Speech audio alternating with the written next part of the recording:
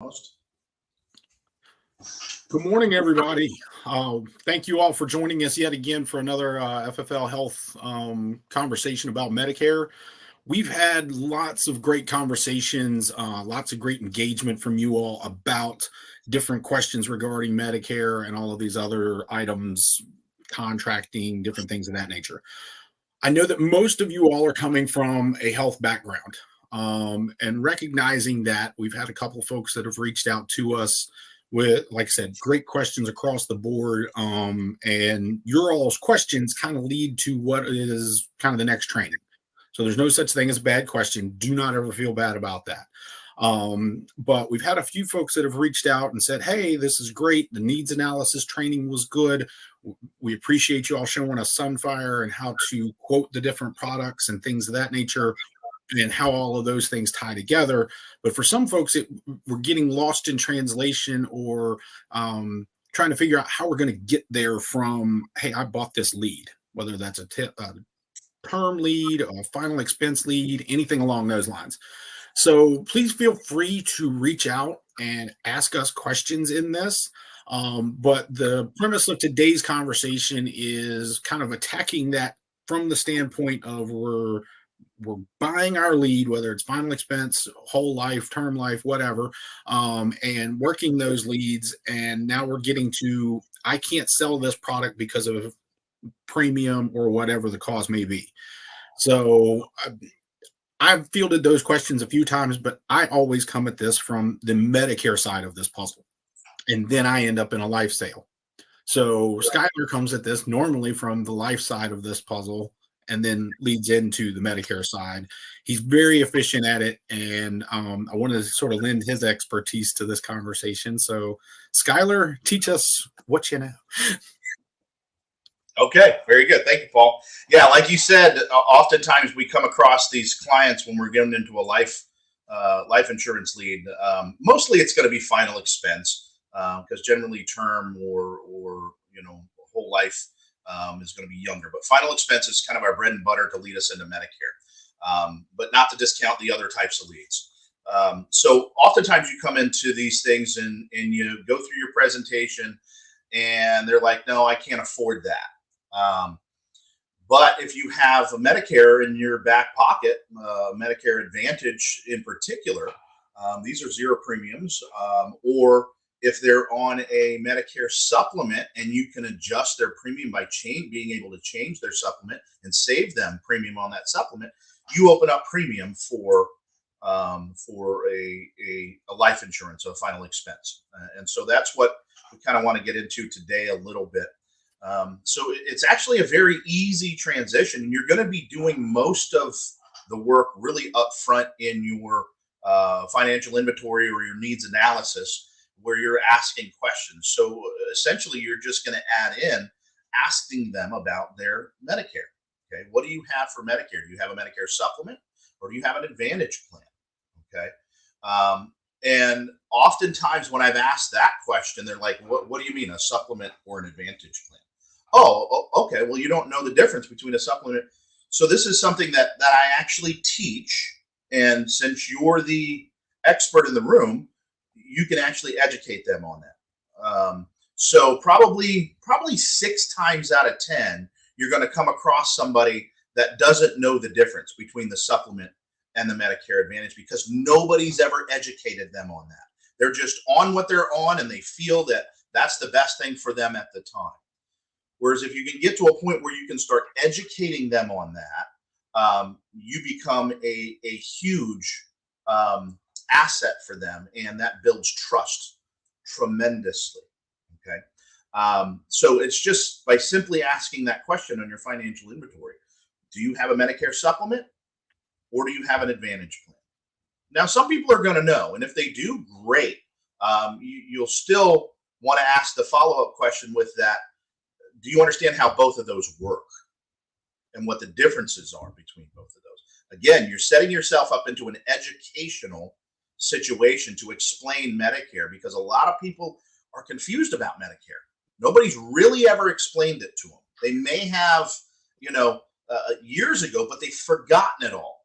And this is a huge thing in their life, if not one of the biggest things in these people's lives is their medical costs and their concern about medical. So if you can start to educate them and dispel the myth, that builds a huge amount of trust, and then we can gain premium. So essentially, in that financial inventory that you're going to take, you're already asking questions like, hey, what medications do you take?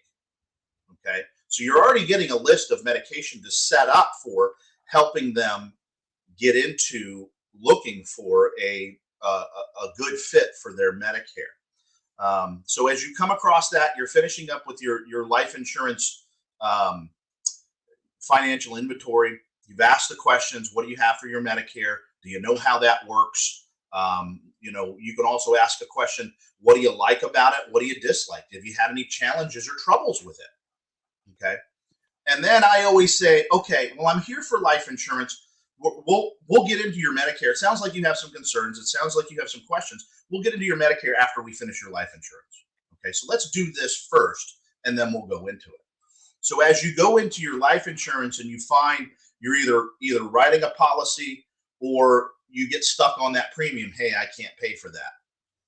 If you get stuck on that premium, okay, well, let's go ahead and go into your Medicare. I said I would help you with that as well. Is that fair? Okay. Questions like, is that fair, gets them on their side. It's a buy-in question. When they say yes, that's fair. Okay. You've got carte blanche to talk about whatever at that point.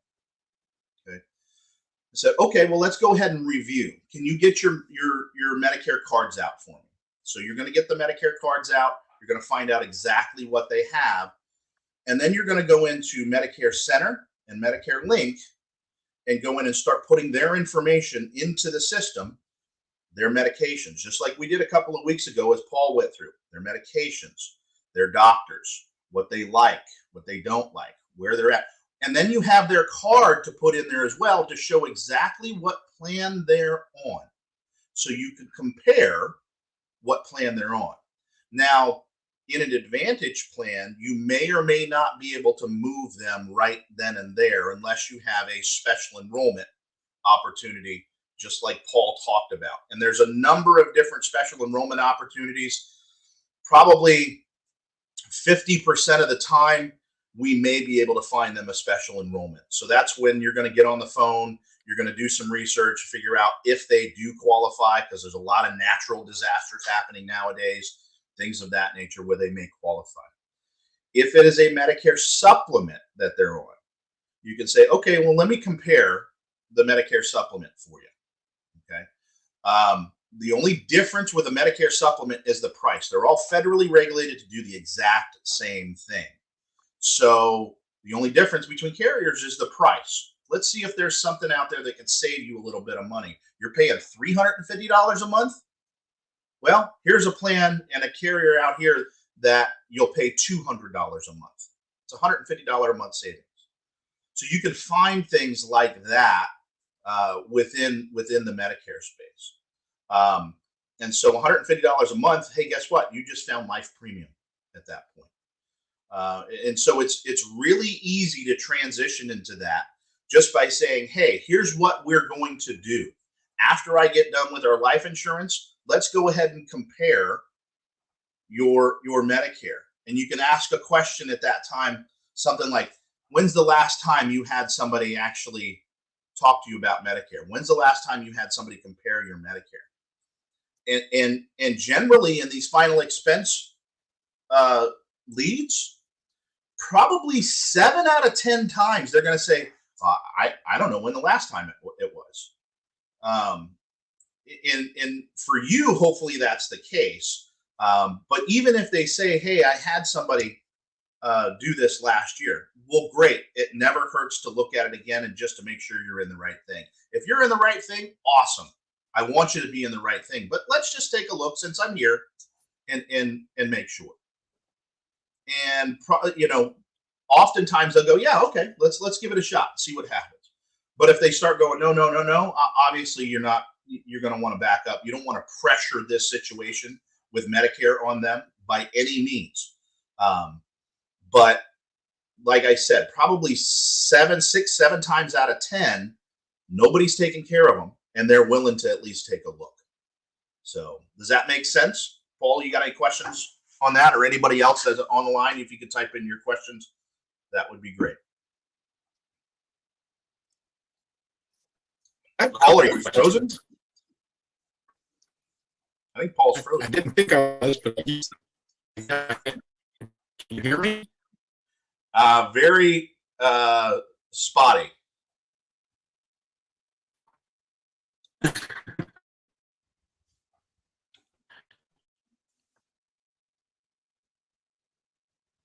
There he goes.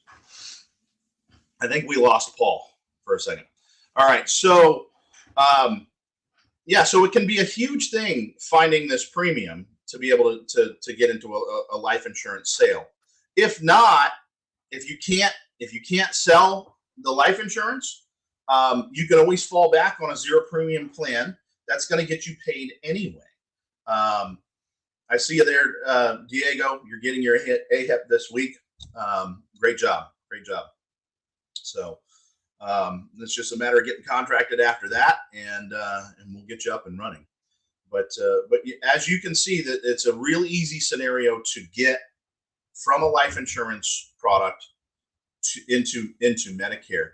And again, here comes Paul. Paul's coming back now. I'm going to add him to the stage.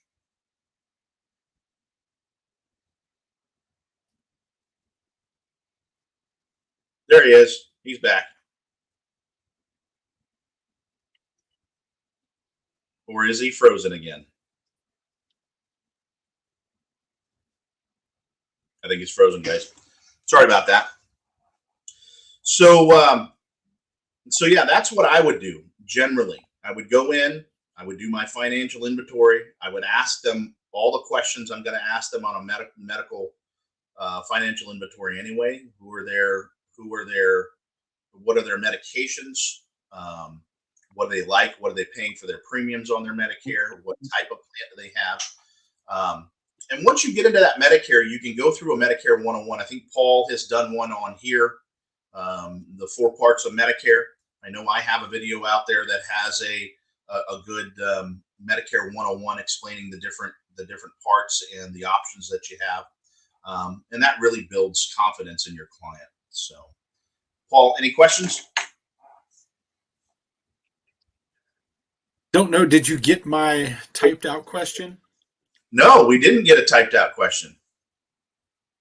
Oh, well, I was basically, my question was what does conceptually, I understand where we're going with that. Can you kind of give me what does that sound like? If I'm talking to a client and we've gotten to this point where I'm objecting about premium or whatever, how would you transition into, let's dig into your financial part on the healthcare side specifically? Does that make sense? Yeah. So your question is once we've gotten to a point where we don't have any premium that we can use for life insurance, how do we then, what are the words to transition into the Medicare side? Essentially, okay. Yeah. Okay. Once we get to that point in life insurance, we can say, okay, no problem. I told you we would talk about Medicare too. I know life insurance is something that's important to you, or I wouldn't be sitting here in front of you. Is that a fair statement? Okay. Yes. That's a very fair statement. Yes. Perfect. So oftentimes, depending on your situation, you may be in the right place. I don't know. But depending on your situation, oftentimes we can look at finding ways to save you money over here. So you might be able to, and again, might be able to afford this life insurance over here. I don't know, but let's at least explore it. Are you up for that? Okay. Yeah, I said I would talk to you about your Medicare anyway. Okay. So let's try to save you some money somewhere. Okay. Would you agree? No, that's very easy. And it's all very easy, kind of hands off. I don't know if this will work for you, but let's give it a shot. And by doing that, you're not forcing them. You're walking down a path with them. If they agree to do it. And 75% of the time, they're at least willing to look at it. And you can take it from it. and if this doesn't work, it's an education standpoint. At least you know where you stand. Right. Wouldn't that make you comfortable? Yeah. All right. So let's go ahead and get into this. Okay. Yeah, Boom. that makes total sense. And I mean, from my perspective, and I lean on this a lot in the Medicare world, they change these rules every year. This changes every year. So if you haven't had somebody look over this, let me do it. And even if it's the right thing for you, great. We know that we've saved as much money as we could possibly save, whether that's Plan F, Plan G, Plan N, whatever that may be, to transition them to a cheaper premium, or even using the copays in Plan N to introduce an MAPD, which is a zero premium potentially. So Absolutely. that slide of I'm over here on life and now I've got to go to this health to come back and recover the life sale seems relatively logical and easy. Yeah, absolutely. Why isn't everybody doing this? Brandon had a question here. I'm going to show this up here. Transition from life to Medicare. How does the new scope of appointment Medicare requirement play into that? Or is it a matter of how we present it and bridge the topics? So go ahead, Paul. I'll jump on that one. That's a great question, Brandon. The beauty of a scope of appointment is I have to have a scope of appointment prior to making plan recommendations. Purchased a lead based off of life, my anticipation is I'm going to have a conversation based off of life. Now, if all of a sudden this transition looks like we're going to transition into Medicare, I need to make sure that especially if it's over the phone, make sure that phone call is recorded and get a scope of appointment at that point in time, because that's now a walk-in to me. I may not be in a physical bricks and mortar building, but this person, air quotes here, walked up to me and said, hey, can you help me with Medicare? I have this logo on the back of my truck. It happens to me all the time. Hey, can you help me with my Medicare? Yeah, sure. Now you're a walk-up. Okay. So follow that compliance rule. If you're calling them specifically in 2 days to talk to them about their Medicare, make sure you've got that scope of appointment 48 hours in advance. If you're already on a life call and all of a sudden this is transitioned into something else, now that is considered a walk-in, even if it's over the phone or on Zoom. So make sure you're using that to your advantage. Yep, absolutely. So if you're in an appointment, in an in-person appointment, I recommend taking paper scopes with you. Okay, take a paper scope, fill it out when you are getting into that Medicare appointment. Like Paul said, it's only necessary if you're going to make a recommendation. Okay. When you get into the Medicare appointment from a life insurance, you don't know whether you're getting in to talk to them about a Medicare supplement or a Medicare Advantage. If you find you're getting into a Medicare Advantage, the scope of appointment is necessary. If it's just a supplement, you do not have to have a scope of appointment. You can do those all day long without one. And then you can get that scope signed. You can say, here's the plans that are out here for you. These look like they might make sense, but I'm not going to make a recommendation today. Let me get this filled out. I'm going to come back in a couple of days. We're going to get this handled for you. Does that make sense? And that's really the key. I've even pressed on my guys that have been in the Medicare business for quite some time and are used to going into the house. Here's my product recommendation. Bam, bam. 2.5 hours. I'm in the house. I'm out of the house. I've made a sale. I moved on to the next thing. Right. Now that we're getting into this is going to be more ancillary products and all of these other things. Now I need that 48 hours. So let me take that 48 hours, because from my perspective, I came at you at Medicare. So now if I want to talk to you about some sort of critical illness policy or cancer policy, or that's considered a life policy at that point. So it has to be a 48-hour transition between me quoting you a scope and quoting you a policy and then turning around and making that into here are your suite, not just one product, but a suite of products. Okay, here's your Medicare that we talked about under the scope. Here's the dental that I'm going to match up to it. And then here's the cancer policy or hospital indemnity or whatever else that goes along with that as well. I bought myself my 48 hours and stayed compliant. Yeah. Thank you for that question, Brandon. That was awesome.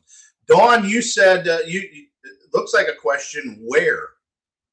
I don't know if you inadvertently typed that in or what that is. And then we had, so Dawn, if you could get back on that and kind of clarify what that question was. And then we have Anna Lynn. But if you're also talking to them about Part D, you need an SOA. Yes, you do. Part D is part of that scope of appointment. Even if your appointment is a Medicare supplement. Yes. So if you're going to talk about that Part D, you're going to have that scope of appointment. But with the Medicare supplement, let's say we're in the middle of the year like we are right now. You don't have to have a scope of appointment to change their Medicare supplement to find life insurance premium, okay? Because you're generally not going to change their Part D in the middle of the year. So you wouldn't have to have that scope of appointment just to change their Medicare supplement. You can say things like, hey, I'll come back at the end of the year because Part D plans always change around. So I'm gonna want to review that for you at the end of the year. Is that fair? And then you put them on your calendar or put them on your list to come back for the end of the year to talk to them about that Part D plan. So. And Annalyn, what Skylar's talking about there is something that I also use quite frequently in what I'm doing. I've probably reached out to 5 or 6 clients again this morning. Okay. And it was just one of them happens to live in Florida. So it's, hey, did you survive, Debbie? How are things going? I'm here for you type of thing, right?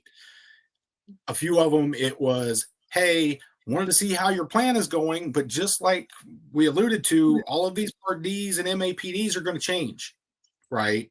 So I allude to them, hey, these changes are coming up in the fall. If you anticipate these changes, let me know. I can do the needs analysis on a client all the way down to I am about to make a product recommendation. Here are your doctors, here are your drugs, here's everything without a scope. So I can do a client needs analysis in August. My scope of appointment signed 48 hours before I turn around and go to them in October and say, here are the plans that I recommend. The beauty of that is scope of appointment good for 12 months. So in Tyler's scenario, I don't need the med sup scope. I'll write them the business from med sup, get the I'll prompt them to circle back to their D plan when eligibility is eligible for them during enrollment. But I can get my scope of appointment today, and it can sit there in a little shelf or in a little file cabinet for 10 years. And I've got mine. It's good for 12 months from the moment that it's signed. So that's a great question, Annalyn. And Paul, we got about half of that. And I think you're frozen again. So yeah, what Paul was referring to there was, if you get that, from your client at that time, that scope of appointment, that scope of appointment will last for 12 months. So you can set that aside so you don't have to get another scope signed when you come back into the house, at the end of the year during AEP. So is that what you're referring to, Paul? Maybe. Yeah. So sorry, Paul's signal today is not great. Dawn, to answer your question there, where did we find that? You can go back into this YouTube page or the Facebook page for Paul's 101 on this, and then I just posted mine that I did a number of years ago, about 4 years ago, my Medicare 101 as well. So you can watch that and learn that for teaching your clients Medicare. Now, just be mindful that some of the things on that Medicare training are for that particular year's purposes. So just be mindful that there may be some things that have changed in that training, dollar amount specifically. There shouldn't be too much of the actual meat and structure of Medicare that's changed at all, but just be mindful there could be some things that have changed on that particular training. So, make sense? Any other questions out there, guys?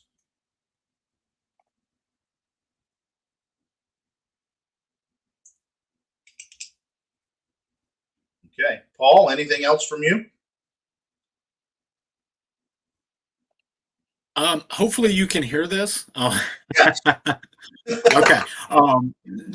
Primarily that point was, yes, I can get that scope, but I don't need that scope until October. I can do my needs analysis today.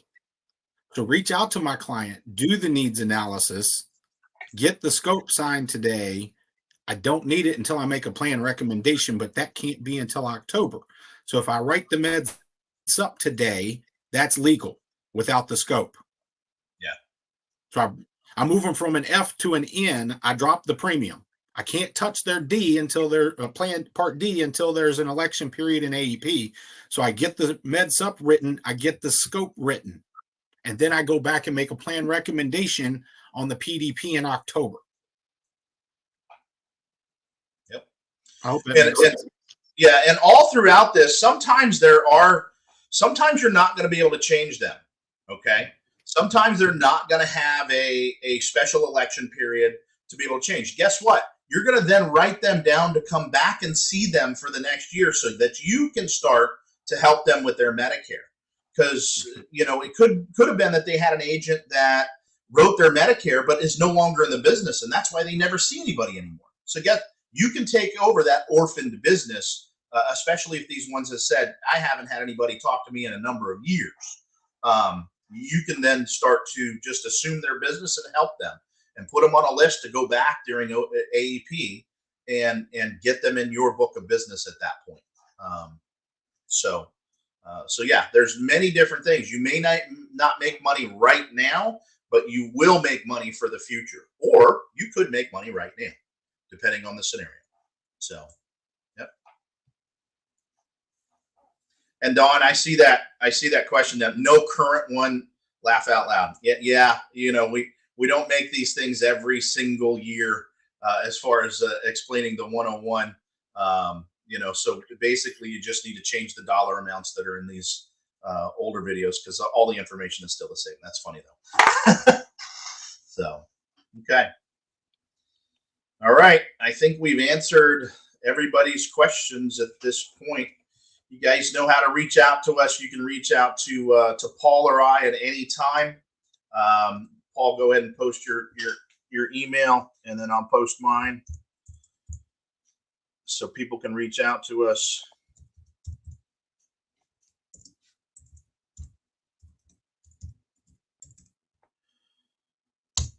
I can't talk and type at the same time. Oh, come on. I'm not that good. I'm just a lowly insurance agent, so that only made it to Well, I'm grade. a lowly insurance agent that can't run the internet. So anyway, all right. I work for CrowdStrike. That's funny. All right, guys. Well, that's going to be it. We're coming up on about a half hour. If there's no more questions, feel free to reach out to us and get a hold of us if you have any questions while we're offline. We'll see you next Tuesday. Have a great day. All right. Bye now. Bye.